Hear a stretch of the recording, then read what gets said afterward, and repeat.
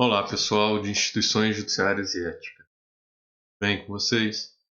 Espero que vocês tenham tido tempo de estudar os artigos 111 a 124 da Constituição Federal, que tratam da justiça do trabalho, justiça eleitoral e justiça militar. Além disso, que vocês tenham tido tempo para fazer questões e revisar. Como prometido, nós vamos fazer a correção da atividade que foi passada em sala. Peço a vocês que peguem a atividade para que possamos fazer alguns apontamentos, revisões e demais. Aguardem novos vídeos com novas matérias, assim como acompanhem as aulas que serão feitas lá no Zoom. Ótimos professores. Por favor, peguem o questionário. Questão 1. De acordo com a Constituição da República Federativa do Brasil, pode aparecer também aí para vocês, Constituição da República Federativa do Brasil, publicada em 1988, os poderes da União, dependentes e harmônicos entre si, são tranquilo, artigo 2º, Legislativo, Executivo e o Judiciário. Questão 2, gabarito aí, questão 1, letra A. Questão 2, são considerados pela Constituição Federal vigente órgãos do Poder Judiciário, dentre outros. Letra A, STF, tudo bem?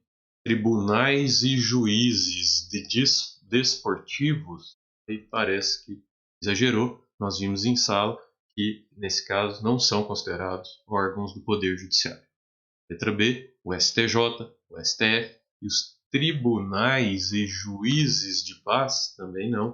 Nós vimos que o juiz de paz é responsável, por exemplo, pela registro, celebração de casamentos. Na verdade, celebração dos casamentos são eleitos, para mandato. Então, nós demos até um exemplo dessa eleição na apostila. Não são órgãos do Poder Judiciário, não exercem jurisdição. Letra C, os tribunais e juízes do trabalho, os tribunais e juízes de paz, aí já também elimina a alternativa. Letra D, que é o gabarito, o CNJ, os tribunais e juízes eleitorais e os tribunais e juízes militares. Isso pode ser encontrado no artigo 92, assim como eu tinha pedido a vocês para que colocassem ao lado da alternativa correta o artigo que justifica. E a última, CNJ, os tribunais de juízes federais e os tribunais de juízes desportivos também tornam a alternativa errada. No gabarito da questão 2, letra D, artigo 92 da CF. Questão 3, ano 2019, a banca CESP. Cabe ao Estado organizar a respectiva justiça estadual. Sim, lembram que a justiça estadual tem competência residual. Então, primeiro, nós vamos verificar se a justiça especializada tem competência. Qual é a justiça especial? É a justiça especial, tem, trabalhista, eleitoral e militar. Então, essas três situações, nós temos justiça especial. E na justiça comum, nós temos federal e estadual. Para saber a competência, primeiro verifica se é de alguma das especiais, trabalhista, eleitoral e militar. Não sendo dessas, verifica se é da federal. Não sendo da federal, estadual. Então, estadual é residual, é aquilo que não é das outras. Além disso, conforme o artigo 125 da Constituição, nós vemos que os estados organizarão sua justiça observados os princípios estabelecidos nessa Constituição. E como que os estados organizam isso? Os estados podem organizar a organização judiciária do estado de Goiás. Repare, um dos exemplos é o Código de Organização Judiciária do Estado de Goiás. Código de Organização Judiciária do Estado de Goiás. Além disso, também vocês vão encontrar disposições a respeito da organização judiciária do Estado de Goiás na Constituição Estadual aqui do Estado. Então, gabarito, questão 3 é certo, e o artigo que justifica é o artigo 125 da CEP. A questão 4 é também da CESP. Os ministros do STJ são escolhidos pelo presidente do STF entre candidatos indicados em lista sêxtupla e com aprovação pela maioria absoluta do Senado Federal. Parece que o erro aí fica evidente. Presidente do STF, né? Nós já vimos no artigo 104, parágrafo único, é o presidente da República Federativa. Então, Constituição aí, artigo 104. Não é do ADCT, por isso que tem aquele outro artigo lá no final. Os ministros serão nomeados pelo presidente da República. O gabarito aí da questão 4, errado. A justificativa está no artigo 104, parágrafo único da CEF. Questão 5, para a Guarda Civil, a Constituição Federal dispõe que cabe ao STF, principalmente, em primeiro lugar, precipuamente, a guarda da Constituição, sendo composto por cidadãos com mais de 35 e menos de 65 anos de idade, de notável saber jurídico, reputação e liberdade. Nesse cenário, assinale abaixo o número de ministros fixados constitucionalmente para compor tal corpo. É uma questão de decoreba. A dica que nós demos é: somos um time de futebol. Somos um time de futebol. Então, para STF, lembrar que somos um time de futebol. Portanto, a alternativa correta aí da questão 5, letra A. 11 ministros. Questão 6, com relação ao CNJ, julgue o próximo item. Vocês vão perceber que tem muita questão aí referente ao CNJ. Compete ao CNJ o controle da atuação administrativa e financeira do Poder Judiciário e do cumprimento dos deveres funcionais do juiz. Perfeito, conforme o artigo 103b, parágrafo 4º da Constituição Federal, gabarito da questão 6, certo. Questão 7, no que se refere à organização dos poderes, julgo o item que se segue. Segundo a Constituição Federal, o título de bacharel em direito é requisito indispensável ao cargo de ministro do STF. É até uma questão bastante debatida, não está exigido expressamente no artigo 101, e esse foi o gabarito da questão pela CESP. Reparem que é um cargo de nível médio, então já serve para vocês, né, para os que ainda não têm o diploma nível superior. Então, acho que vocês já podem fazer esse tipo de concurso. Voltando ao tema, o título de bacharel em Direito realmente não é exigido pela Constituição Federal, e peço a vocês que verifiquem no Google como a formação, e acho que até membros que compõem atualmente, em Ciências Sociais e Jurídicas. Então, nós podemos perceber outras áreas de formação, apesar de não ser muito comum na composição do STF. Então, gabarito da questão 7, errado. Questão 8, lei complementar de iniciativa do STF, é o artigo 93, disporá sobre o Estatuto da Magistratura. No LOMAN, o Estatuto da Magistratura, Lei Orgânica da Magistratura. Questão 9, eu quis concentrar aqui no Estado de Goiás, é para Procurador Jurídico Legislativo, cara, muito bom, bastante concorrido. Perdão. No artigo 92.1, a Constituição Federal enumera entre os órgãos do Poder Judiciário o Conselho Nacional de Justiça, atribuindo-lhe competência para apreciar, primeiro, os conflitos de atribuições entre as autoridades administrativas e judiciárias da União, ou entre autoridades judiciárias de um Estado e administrativas de outro, e tomar providências para o cumprimento da lei. Ora, parece um exagero. Um órgão administrativo verificando a atribuição judiciária não teria essa competência. Letra B. As causas e os conflitos entre a União e os Estados, a União e o DF, ou entre uns e outros, inclusive as respectivas entidades da administração indireta, entre as quais as autarquias.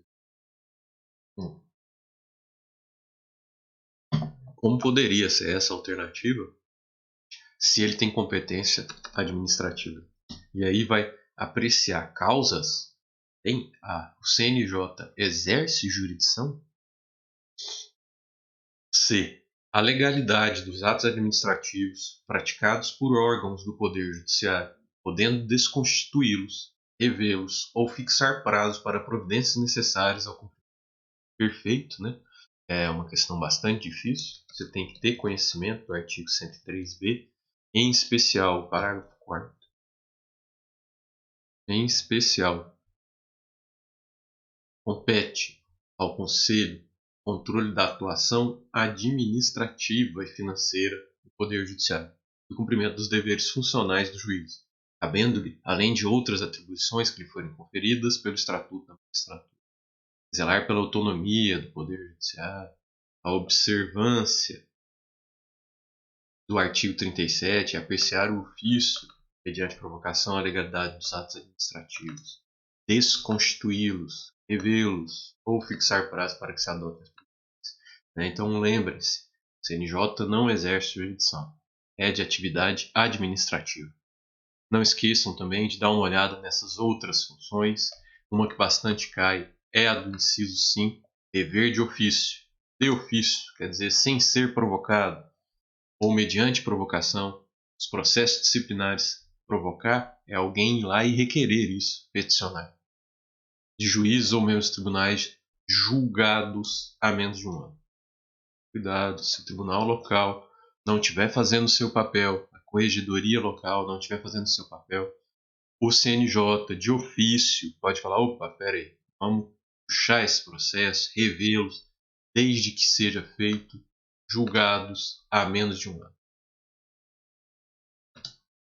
É para evitar o bairrismo, né? Evitar o classismo. O tribunal local privilegia o seu membro.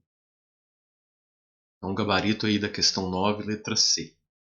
A ação em que todos os membros da magistratura sejam interessados, ou que mais da metade dos membros do tribunal de origem estejam impedidos, ou sejam direto ou indiretamente interessados. Ação, como o CNJ vai atuar judicialmente se ele não tem atuação judicial, é administrativa, fiscalização financeira, atuação funcional e demais. Questão 10 aí, também sobre o CNJ, é aqui também de Goiás, o gabarito é indireto, letra D, artigo 103b, caput. Questão 11, também aqui de Goiás, é escrevente judiciário. O STF compõe-se de, letra A, 11 ministros, são do tipo de futebol, nomeados pelo presidente da República, não é lá pelo presidente do STF, depois de aprovada a escolha pela maioria absoluta do Senado Federal. Perfeito, aí. Alternativa A. A questão 12, acerca do que estabelece a Constituição Federal relativamente ao CNJ, compete ao STJ processar e julgar originariamente as ações contra o CNJ. Complicado, né? Se colocasse isso a cargo do STJ, nós teríamos um órgão fiscalizado por ele e julgado pelo próprio órgão. Então, não teria como ter essa possibilidade. Letra B. O CNJ será presidido pelo presidente do STF e, nas suas ausências e impedimentos, pelo vice-presidente do Supremo Tribunal Federal. Perfeito. É o artigo 103b, parágrafo 1º. Os demais têm a ver com a própria composição e as atuações que nós já falamos. Questão 13 é para oficial de justiça, cargo muito bom. Cuidado com esse tipo de questão. Considere os seguintes órgãos: CNJ, Tribunais Militares, Ministério Público, Advocacia Geral da União, Tribunais Eleitorais. Nos termos da CF, integram o Poder Judiciário apenas os referidos em 1, 2 e 5. Perfeito. Por quê? Porque o Ministério Público e a AGU, Advocacia Geral da União, apesar de essenciais para a atividade, não integram os órgãos do Poder Judiciário. Plenamente, está lá no artigo 92, né? Tem que ler, recomendo que leiam várias vezes o artigo 92, não para que decore, mas que tenham essa noção. A questão 14 tem um erro grave, não é, no momento da transcrição, é um erro da questão mesmo, foi o próprio concurso. Ela termina aqui, é vedado aos juízes. E se for considerar o enunciado só com é vedado aos juízes, a questão tem várias alternativas que você pode marcar. Então peço a vocês que façam a leitura da questão 14, incluindo exceto ao final. Então é vedado aos juízes, exceto. A mesma coisa vale para a questão que foi repetida, né? Se não me engano, a questão 20. Então, a questão 20 também foi repetida. Esse já é um erro meu, não é um erro concurso, como exceto. Então, para as questões 14 e 20, vocês recomendo que incluam exceto ao final do enunciado. Então, questão 14, a letra A, exercer, ainda que em disponibilidade, outro cargo ou função, inclusive uma de magistério superior. Não, peraí. Inclusive uma de magistério, não, é salvo uma de magistério superior. E lembrando que este uma não indica número, indica a função. Então, ele não, o exercício do magistério. Então, não é um cargo só, pode ser professor em mais de um local, né? Que não é numeral. Os demais estão no artigo 95, parágrafo único, e estão corretos. Lembrando que você deve incluir, exceto ao final do enunciado, das questões 14 e 20. A questão 15, 2018, procurador do município. Muito cuidado, é aquele tipo de questão que utiliza incorreto. Se vocês buscarem no site de questões, ela não estará dessa forma. Eu identifiquei a questão para que possamos fazer a revisão. Reparem, é para marcar o incorreto. Todas as alternativas estão corretas, com exceção de uma. E olhem o pega. A informação está toda correta, mas nomeados pelo presidente da República após aprovação pela maioria absoluta do Congresso Nacional, ou seja, pela reunião da Câmara dos Deputados e do Senado Federal, Prado lá, o Congresso Nacional, é para reunir os dois? Não, parece que o correto é Senado Federal. Lembrando que o Senado Federal é aquele que fica para baixo, né? O Congresso fica para cima. Não sei como é aí para vocês. Então o gabarito aí da questão 15 é a incorreta, então nós temos que marcar a letra B. O artigo 101 da Constituição Federal é o que justifica. A questão 16, Rio, segundo a Constituição da República Federativa do Brasil, CF, os magistrados, preenchidos os requisitos próprios da carreira, não se submeterão à remoção, salvo por motivo de interesse público. Isso está no 93, inciso 8. Essa garantia conferida aos magistrados recebe o nome de inamovibilidade. Sem dúvida, não podem ser removidos. Nós vimos as hipóteses, inclusive quando o magistrado está em situação de risco, e aí haverá a remoção provisória, né? Tem a permuta, tem a remoção a pedido e a remoção por interesse público. Nós vimos, por exemplo, quando há um excesso de trabalho durante um período e depois acaba a demanda que tinha na localidade, né? Então, o gabarito aí da questão 16 é letra A, inamovibilidade. Questão 17, Fundação Getúlio Vargas, a mesma que vai fazer a OAB de vocês. Antônio, juiz de direito, com o objetivo de colaborar para o crescimento do país, estava refletindo sobre a possibilidade de se filiar a um partido político e se dedicar ao magistério, ao ensino, a ser professor, ministrando a disciplina Ciência Política. Considerando as vedações que recaem sobre os magistrados, Antônio, e repare, pode exercer o magistério, mas não pode filiar-se a partido político, porque conforme o artigo 95, parágrafo único, inciso 3, não pode se dedicar à atividade político-partidária. Houve o levantamento de alguns questionamentos se ciência política seria predominantemente matéria jurídica, como exige a LOMAN, lá, a Lei Orgânica da Magistratura Nacional. Por integrar a grade do curso de Direito, é sim uma matéria predominantemente jurídica e pode ser ministrada por juízes de direito. Então, a questão é a 17, o gabarito é a letra B. Justifica é o artigo 95, parágrafo único, inciso 3 da Constituição Federal. Questão 18. No que se refere à organização dos poderes, julgue o item que segue. Ao juiz, ainda que em disponibilidade, é vedado o exercício de qualquer outro cargo ou função pública. Opa, calma aí. A própria Constituição, no artigo 95, parágrafo único, excepciona isso. Nós acabamos de ver essa possibilidade. Artigo 95, parágrafo único. Aos juízes é vedado exercer, ainda que em disponibilidade, outro cargo ou função, salvo uma de magistério.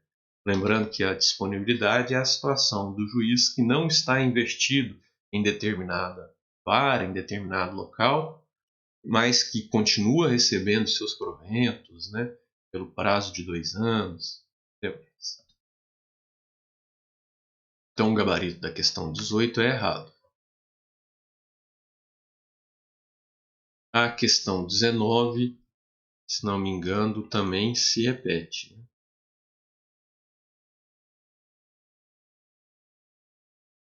Ela se repete na 21. Então, o gabarito da questão 19 é repetido com a questão 21. Perdão aí pelo erro. Vamos tentar resolvê-lo. Questão 19. A inamovibilidade dos juízes é uma garantia não absoluta. Perfeito. Gabarito certo. Por quê? Consegue lembrar por quê? Por que a inamovibilidade não é absoluta?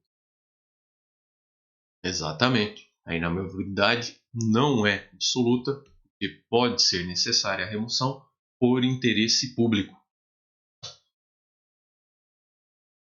Questão 20 é aquela que nós temos que incluir exceto ao final, sob pena de ficar sem resposta. Questão 21. A inamovibilidade é uma garantia não absoluta, interesse público, repetição da 19. Questão 22. Boa questão, explora diversos temas. Considere as situações hipotéticas envolvendo membros do Poder Judiciário. Juiz que, após 1 ano e meio de exercício da função, perde o cargo mediante deliberação do tribunal a que está vinculado. Onde que está a chave da questão? 1 ano e meio de exercício da função. Temos que lembrar que o processo ou período, prazo de vitaliciamento é de 2 anos, conforme o artigo 95, inciso 1. Então, os juízes gozam das seguintes garantias: vitaliciedade, que no primeiro grau, lembra lá da posse dos outros, no 5º constitucional, só será adquirida após 2 anos de exercício, dependendo da perda do cargo nesse período, deliberação do tribunal que estiver vinculado. Nos demais casos, da sentença judicial transitada em julgado. Então, a alternativa 1 tem que ser considerada correta. 2. Juiz que, por motivo de interesse público, contrariamente à sua vontade, é removido da comarca em que exerce suas funções por decisão da maioria absoluta do respectivo tribunal, assegurada a ampla defesa. Correto, né? Por ter falado em interesse público, é por isso que a inamovibilidade não é absoluta, né? Isso está no 95.2. Então, temos que considerar também como correto. Desembargador que, 2 anos após o afastamento do cargo por aposentadoria, exerce a advocacia no tribunal do qual se afastou. Olá, abrangência, lembram daquela discussão? Para o STF, né, porque havia aquela discussão do Conselho Federal da Ordem dos Advogados do Brasil e o STF, se a vedação para o exercício da advocacia pelos magistrados afastados ou aposentados atingia o escritório que ele integrava. Lembra daquela questão? Se ficava limitado apenas ao desembargador, ao juiz, ao promotor, ou se alcançava todo o escritório que ele pertencesse, que ele eventualmente pertencesse. Nós lembramos que a resposta é de que não alcança todo o escritório. E também foi decidido a abrangência territorial, que está vinculada a onde ele exerceu a sua função. Então, se é em Goiânia, é Goiânia. Fica limitado só ao juízo, fica limitado à comarca. Perfeito. É compatível com a Constituição Federal, o que consta apenas em 1 e 2. Por quê? Porque no item 3, 2 anos? Opa, peraí. Olha o artigo 95, parágrafo único, inciso 5. Aos juízes, o parágrafo único aqui, aos juízes é vedado, olha lá o inciso 5, exercer a advocacia no juízo ou tribunal do qual se afastou antes de decorrido 3 anos do afastamento do cargo por aposentadoria ou exoneração. Então, a questão fala em 2 anos. Errado, o correto seriam 3 anos. Gabarito da questão 22, letra A. Questão 23 são todas garantias do magistrado, exceto exercer a advocacia imediatamente após o afastamento do cargo. Não, calma aí. Como visto aí na 22, ele tem que aguardar 3 anos. A quarentena dele é de 3 anos. A 24, a Constituição Federal de 1988 dispõe que a vitaliciedade e a inamovibilidade são garantias dos juízes e promotores. Questão boa, repetida. Quanto aos promotores, peço a vocês que deem uma olhada no 128, parágrafo 5º, inciso 1. E aproveito para perguntar, quem mais tem vitaliciedade? Nós temos que lembrar que são os juízes, os promotores, os membros dos tribunais de contas, ministros e conselheiros, né? Ministros e conselheiros, e para alguns, implicitamente, né? Quer dizer, que não está expresso na Constituição, para alguns implicitamente, aos oficiais militares. Lembrar aí de dar uma olhada na apostila, é interessante essa questão. E acredito que quase finalizando, última questão, a questão 25. De acordo com a CF, ao juiz. E aí a resposta correta, né? Vamos fazer eliminando. É garantir a inamovibilidade, ainda que haja interesse público que recomende a sua remoção. Não, calma aí. Se, mesmo por interesse público, ele fosse garantida a inamovibilidade seria absoluta. Nós vimos que a inamovibilidade não é absoluta. Por isso, por interesse público, pode ser removido sim. B. É permitido dedicar-se à atividade político-partidária desde que ele esteja em disponibilidade. Então, nós vimos que a atividade político-partidária não excepciona nos casos em que esteja em disponibilidade. De acordo com o STF, com a Constituição Federal, ao juiz que esteja em disponibilidade é permitido exercer qualquer outro cargo público. Não, até porque na disponibilidade, seja pela ausência de vagas, seja pela extinção da comarca em que ele atuava e a não possibilidade de aproveitamento em outra, seja porque ele sofreu uma sanção do CNJ que o colocou em disponibilidade, mesmo nessas situações, não pode exercer outro cargo público, lembrando que salvo uma de magistério superior e uma não é numeral. D. É permitido receber custas em processo judicial, desde que esteja em disponibilidade, também não. Receber as custas do processo, ele estaria atuando no processo, né? E aí deixaria de ser imparcial. E o nosso gabarito, letra E, é garantida a vitaliciedade, que no primeiro grau será adquirida após 2 anos de exercício. Perfeito? É a redação do artigo 95, inciso 1. E por fim, a questão 26. O governo de determinado estado da federação publicou MP, medida provisória, de caráter urgente, como nós estamos vendo aí, de relevante interesse, que altera dispositivos da Lei de Diretrizes e Bases da Educação Nacional.